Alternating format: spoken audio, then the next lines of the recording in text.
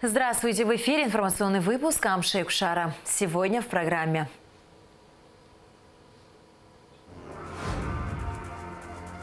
Исполнилось 29 лет со дня освобождения города Гагра и Гагарского района от войск Госсовета Грузии в период Отечественной войны народа Абхазии. В Тхорчале отреставрировали памятники погибшим в Великой Отечественной войне и в Отечественной войне народа Абхазии. Собор Александра Невской лавры пополнился еще одной иконой с ликом великого князя Александра Невского. Образ написан нашей соотечественницей Даной Мамацевой. 6 октября исполнилось 29 лет со дня освобождения города Гагры и Гагарского района от войск Госсовета Грузии в период Отечественной войны народа Абхазии. Наступательная операция по освобождению Гагарского района началась рано утром 2 октября 1992 года. В этот же вечер в 19 часов 30 минут город был полностью освобожден от врага. Под Гагрой были разгромлены отборные грузинские батальоны. 6 октября в 6 часов 40 минут государственный флаг Абхазии уже развивался на российско-абхазской государственной границе по реке Псо. Гагарский район был оккупирован войсками Грузии 48 дней и ночей. Но именно Гагарская победа оказалась первой в ходе Отечественной войны народа Абхазии. В честь знаменательной даты в Гагре прошли памятные мероприятия. К памятнику павших героев были возложены венки и цветы. Здесь же состоялся митинг, в котором приняли участие представители руководства района, ветераны войны, сотрудники государственных организаций, общественности, старшеклассники Абхазской средней школы номер 1. Вечером возле колеса обозрения был дан праздничный салют. Президент Абхазии Аслан Бжаня поздравил жителей Гагарского района и весь народ Абхазии с 29-й годовщиной со дня освобождения Гагры от грузинских оккупантов. Трудно переоценить военное и моральное значение победы, одержанной нашими бойцами 6 октября 1992 года. Именно она переломила ход Отечественной войны, воодушевила народ, укрепила уверенность в окончательной победе над врагом. Мы преклоняем головы перед памятью доблестных защитников Родины. Вечная память героям. Огромная благодарность матерям и отцам, выдержавшим суровые испытания и горечь тяжелых утрат, говорится, в частности, в поздравлении главы государства. Исполнился 20 лет назад, в эти октябрьские дни, отряд грузинских боевиков под руководством представителя тогдашнего президента Грузии Михаила Саакашвили и при поддержке чеченских боевиков под командованием Руслана Гилаева попытался захватить стратегически важное для Абхазии Кодорское ущелье. Однако им не удалось реализовать этот план. По всей республике была объявлена всеобщая мобилизация, и отряды боевиков были разгромлены. Эсма Гуладзе продолжит тему. Кодорское ущелье. В октябре 2001 года этот красивейший уголок Абхазии стал территорией необъявленной войны. Еще в начале августа военные разведчики Минобороны Абхазии получили оперативную информацию о встречах грузинских силовиков с чеченскими боевиками, находившимися в Панкисском ущелье Грузии. В планах у террористов был выход на территорию нашей страны. А после замышлялось участие вооруженных сил Грузии. Их должны были перебросить по воздуху. Но, к счастью, этого не произошло.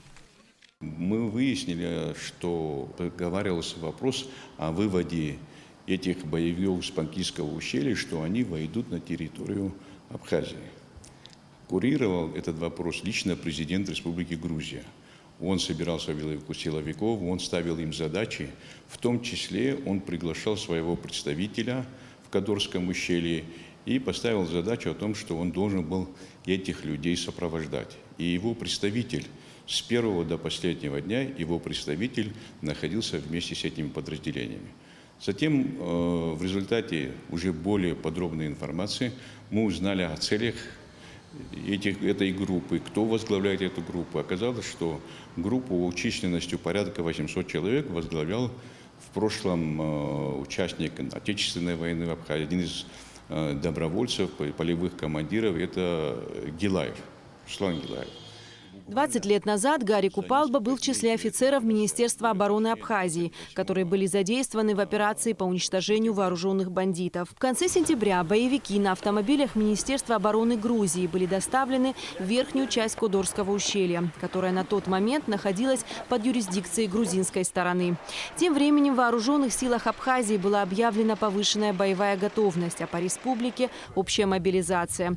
Множество людей встали, чтобы дать отпор боевикам, угрожавшим безопасности нашей страны. В первый же день в верхней части населенного пункта Георгиевка, это с 1 на 2 октября 2001 года, к нам пришел один из резервистов и сказал о том, что вот в верхней части находится большая группа вооруженных людей, что они захватили абхазских ополченцев. И эта группа, потом мы выяснили, конечно, уже попозже, это была группа уничтожена, 5 человек ими были убиты. Погиб в первый практически день, погиб начальник штаба геройский Аринахин. Практически была объявлена полная мобилизация. Те резервные подразделения Сухумского, Гулерипского и других районов были поставлены им задачи. Многие военные в прошлом, которые были в руководстве Министерства обороны, независимо от того, они находились в этот период времени уже в отставке, но они тоже с оружием в руках встали на защиту своей родины. Это я имею в виду в тот период времени. Это и Дебар Сергей Платонович. В районе горы Сахарная Голова бандиты разбили базовый лагерь. 8 октября над Кудором был сбит вертолет с международными наблюдателями ООН. 9 человек, находившихся на борту, погибли. Эта миссия военных наблюдателей международная, она запросила разрешение на полет в тот район, так как им нужно было уточнить какие-то действия этих людей, визуально убедиться, что они есть или нет. Тогда сказали, что лететь в этот район очень опасно, что вероятность того, что собьют вертолет, у нас даже в журналах это записано, но вертолет полетел, и вот эти террористы, которые находились в этот период, сбили данный вертолет, и погибло большое количество людей. К середине октября отряды боевиков были разгромлены и вынуждены отступили. Среди тех, кто участвовал в операции по освобождению Кодорского ущелья и не пощадил жизни, офицер вооруженных сил Абхазии Денуар Асланция. В тот период он фактически командовал передовым отрядом. Денуар вместе со своим родственником, со своим Шуриным, они вышли в разведку, хотя это не их задача была. Попали в засаду, были убиты. Позже указом президента ему было присвоено высокое почетное звание Героя Республики Абхазия. В ходе осенней операции по освобождению Кодорского ущелья погибло 30 человек, 9 было ранено. Тот факт, что к их гибели причастны бандиты, руководимые бывшим добровольцем в Отечественной войне народа Абхазии Русланом Гилаевым, у наших бойцов вызывал сожаление. Мы не ожидали, что Гилаев, тот человек, который среди добровольцев защищал Абхазию, может прийти сюда. Грузинская сторона вынашивала цели, что на плечах гилаевцев они смогут войти на территорию. Если гилаевцы там разовьют успех, то в этом случае развязать большую войну и захватить Абхазию. Но у них, конечно, это не получилось. В тот период каждый вечер грузинское телевидение рассказывало об успехах гилаевцев. В результате боестолкновений мы взяли более 10 человек в плен. Я вот лично разговаривал с некоторыми пленными, и в разговоре они говорили о том, что они вообще не знали, что они находятся на территории Абхазии. Им говорили о том, что вы должны пойти на территорию Российской Федерации, и плохо говорили по-русски, и говорили, что мы совершаем джихад. Джихад против русских, которые воюют с чеченцами. Это была их позиция. Я уверен в том, что их на самом деле, наверное, и обманывали. Кто-то, наверное, кому-то проплатил, и в конечном итоге мы смогли на том этапе вытеснить их с нашей территории. Позже, в 2006 году, Грузия снова введет свои войска в верхнюю часть Кодорского ущелья. И только спустя 2 года, в августе 2008 года, абхазская армия окончательно освободит эту часть страны. Эсма Гуланзе, Инала Гухава, Абхазское телевидение. Исполнился год со дня учреждения посольства Республики Абхазия в Сирийской Арабской Республике. 6 октября 2020 года стало для нашей страны знаменательным историческим днем. Дипломатическое ведомство Абхазии в Сирии проводит активную работу по налаживанию внешнеполитических взаимоотношений с другими государствами, а также укреплению межгосударственных отношений между Абхазией и Сирией во всех направлениях. Возглавляет посольство Абхазии в Сирии Баграт Хутаба. В администрации президента состоялась встреча с представителями Силам Гудзурхо, сообщает пресс-служба главы государства.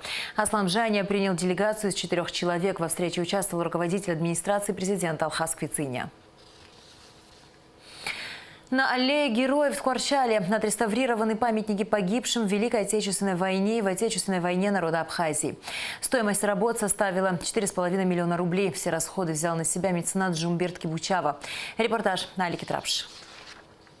Реставрационные работы по обновлению памятников погибшим в Великой Отечественной войне и Отечественной войне народа Абхазии шли 2,5 месяца. Было установлено 20 плит с именами 208 человек, жителей Ткварчала, погибших в Отечественной войне народа Абхазии.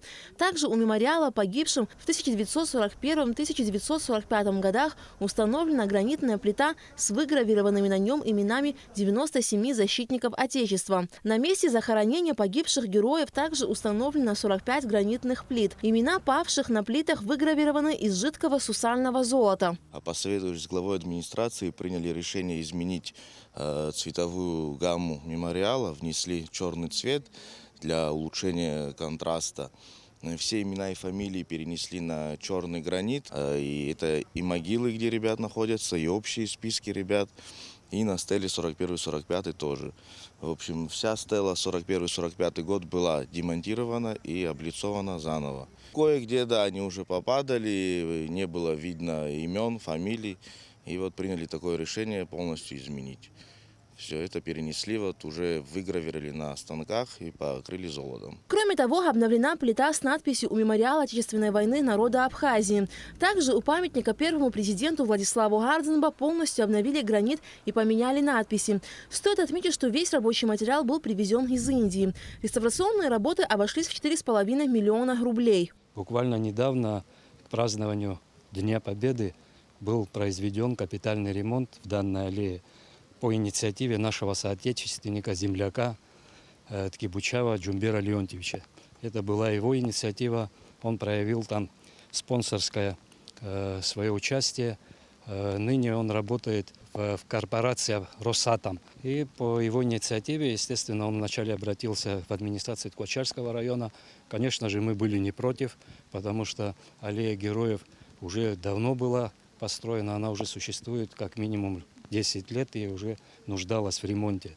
Мы, конечно, поддержали такую инициативу. Жители Ткварчала выражают благодарность за проделанную работу по увековечению памяти погибших героев. От своего имени, от имени, мне кажется, ткварчельца каждого благодарна Джумберу Леонтьевичу, что он не прошел мимо, откликнулся. Более того, его организация Росэнергоатом тоже, как говорится, поддержала его инициативу, и вот какая работа была выполнена. На аллее героев были проведены работы и по ее благоустройству. Обновлены лавочки и покрашена ограда. Алика Трапш, Тимур Гугохи, Абхазское телевидение. Эпидемиологическая обстановка в Ткварчалском районе остается сложной. С 1 сентября коронавирус подтвержден у 1007 человек. С момента открытия районного ковид-госпиталя стационарное лечение прошли 545 пациентов. В настоящее время в стационаре 13 пациентов средней степени тяжести, среди них 2 детей. В основном из наших районов это село Царча, где 2 семьи из 8-9 человек болеют. 3 с одной семьи у нас, вот мы стационировали, с другой семьи дети, 2 детей. И ситуация остается в целом сложной. Министерство здравоохранения все наши заявки принимает. Мы вовремя получаем все медикаментные, расходные материалы. С медикаментами на данный момент у нас проблем нет. Всего по городу и по району провакцинировано 449 человек гам-коваком, двухкомпонентной вакциной, и 48 человек с лайтом. Учитывая плотность нашего населения, конечно, хотелось бы, чтобы большее количество было провакцинированных. Указом президента Аслана Бжаня первому заместителю председателя Государственного таможенного комитета, полковнику таможенной службы Алясу Лабаху присвоено очередное специальное звание генерал-майор таможенной службы, сообщает пресс-служба ГТК. Бывший глава администрации села Хашта Галского района Беслан Туркия частично возместил государству присвоенную им денежную сумму, сообщается на сайте Генпрокуратуры. 27 сентября прокуратура Галского района задержала Туркия Беслана Робертовича, подозреваемого в совершении хищения путем присвоения с использованием служебного положения денежных средств в особо крупном размере на общую сумму 660 147 рублей. Туркия дал признательные показания и частично погасил причиненный материальный ущерб. В отношении Турки возбуждено уголовное дело. Пресс-служба Генпрокуратуры также сообщает, что 28 сентября прокуратура Галского района начала внеплановую проверку администрации села Абакет за 2020 год на предмет исполнения указа президента об отмене решения собрания Галского района 19 февраля 2003 года. По результатам проверки будет дана дополнительная информация. В Сухуми на улице Гумистинской на частном приусадебном участке была обнаружена 120-миллиметровая минометная мина времен Отечественной войны народа Абхазии.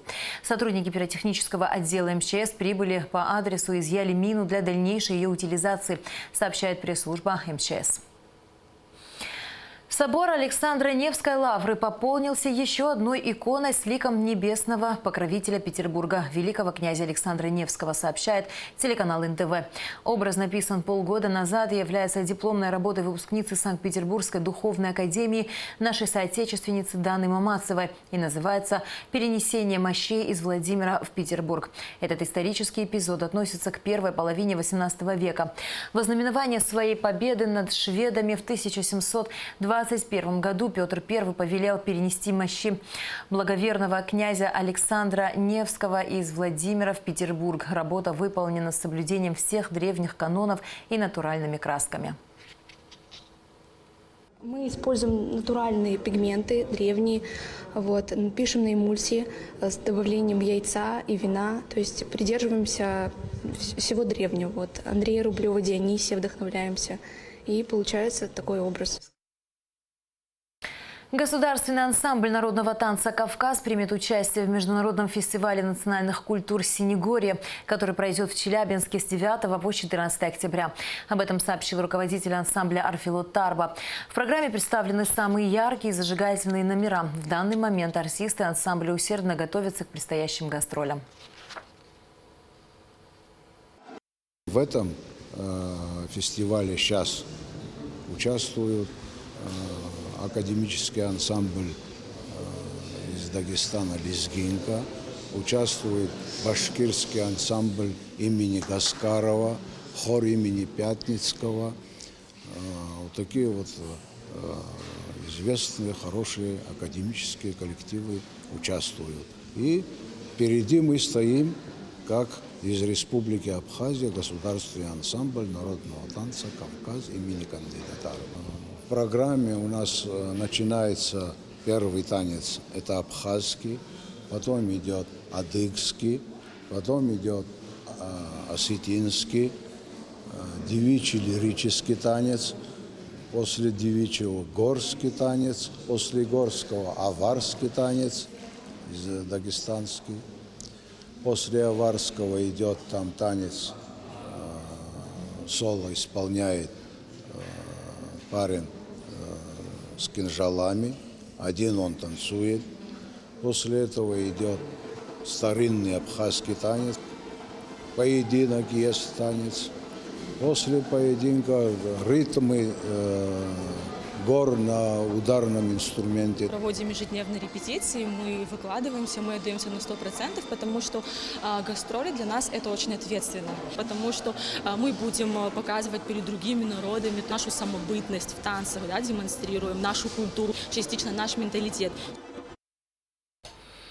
Министр культуры Гудиса Агарба вручил награды лауреатам Государственной премии имени Дмитрия Гуля в области литературы, искусства и архитектуры.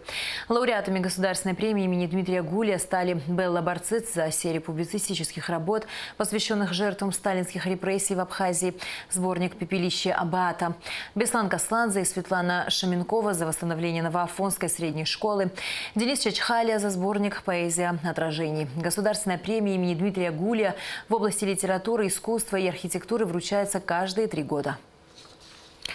В завершении выпуска о погоде.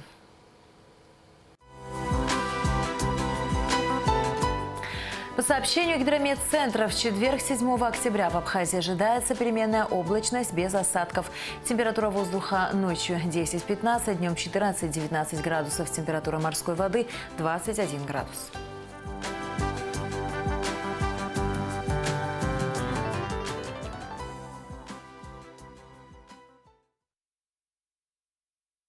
На этом наш выпуск завершен. До скорых встреч в эфире.